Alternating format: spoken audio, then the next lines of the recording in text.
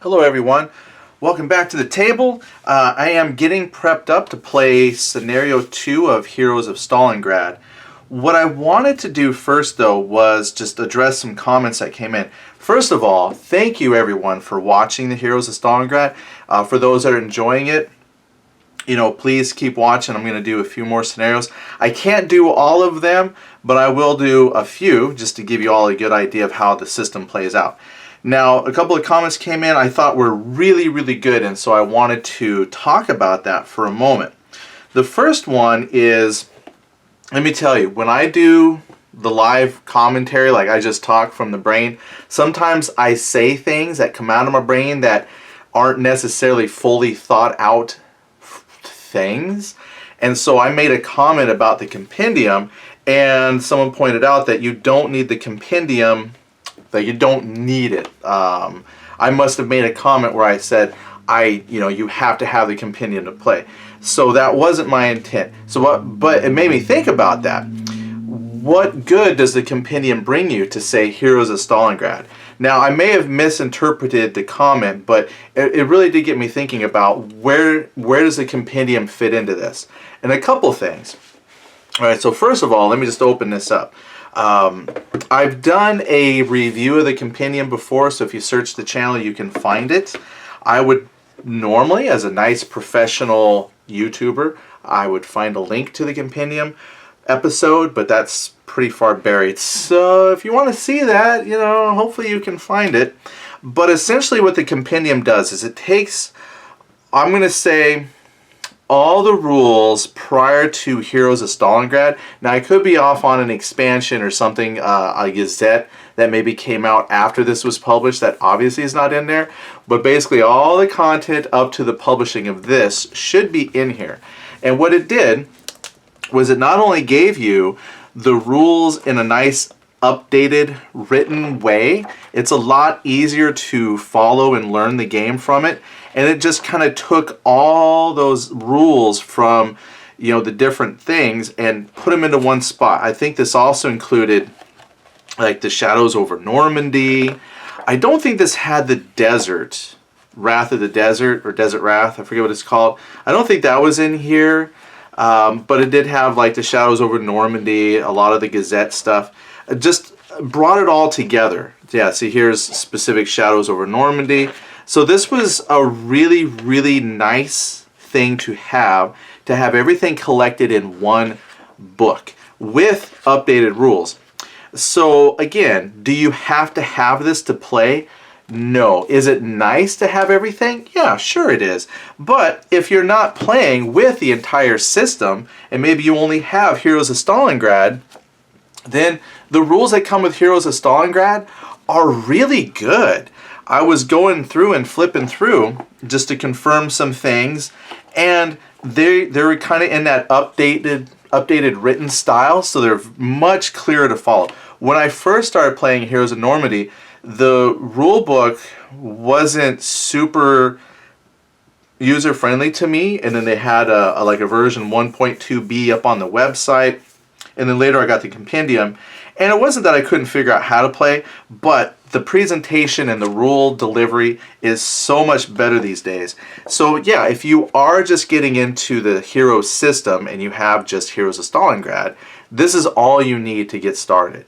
Okay, so if I said that you had to have the compendium, you don't. It is a nicety, but if you're just starting out, what you get in Heroes of Stalingrad is great. This is a really nice rule book.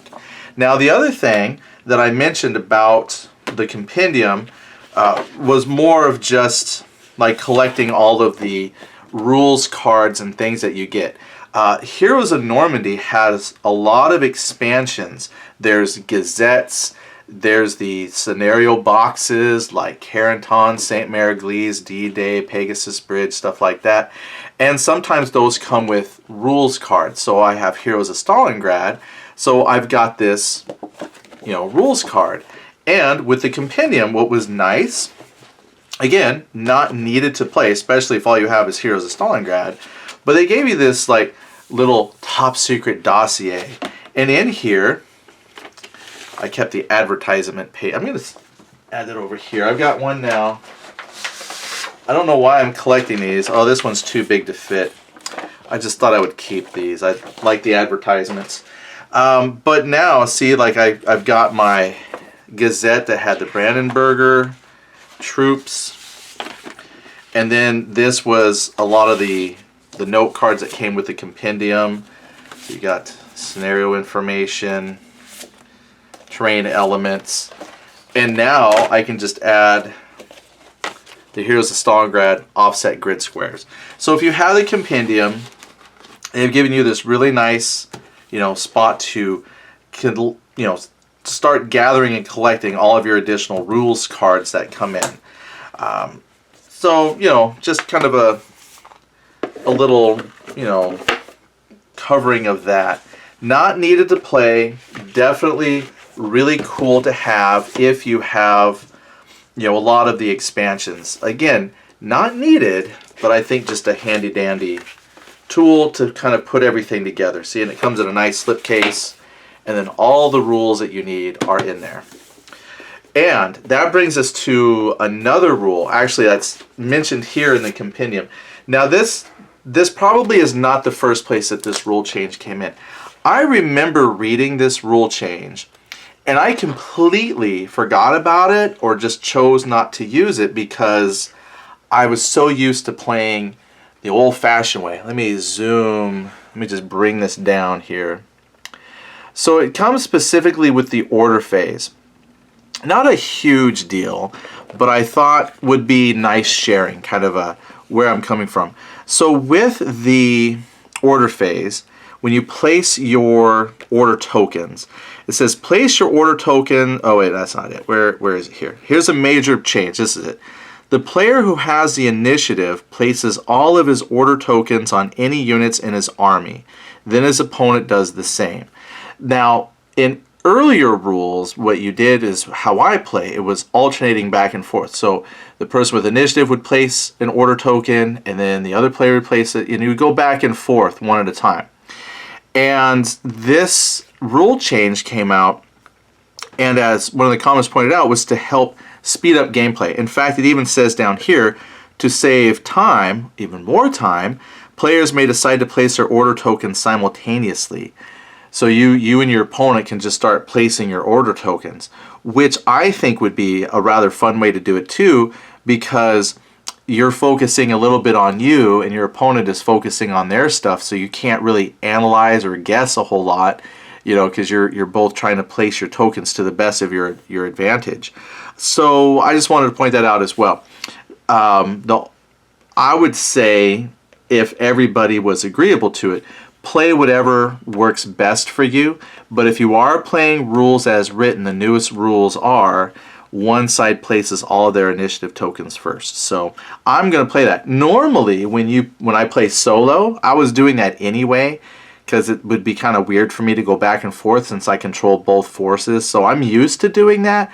I just, in a face-to-face game, I've never played it that way, even though that is something you can do. So I'll leave that up to you. If you're used to playing the one way, play what works best for you and your opponent. I am definitely going to give that a try, though, going forward.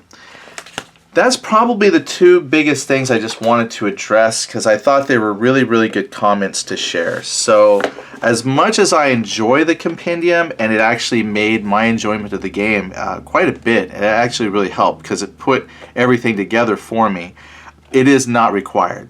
It really isn't. But I think you'll enjoy it if you don't have it and you do have a lot of expansions or boxes for the game. It just puts everything in one nice little bundle for you. And then, of course, change out the rule on the order placements. And I think what we'll do is just leave that as a really short video for that. What I will do coming up, though, is start talking about the second scenario. So over the next couple of days, you will probably see a couple of Heroes of Stalingrad videos. Kind of get you through the Thanksgiving holiday for those in the States that are celebrating Thanksgiving, if you celebrate that anywhere else, or whatever fun holiday you got going on, maybe this will help you out. All right, thanks a lot. Bye-bye.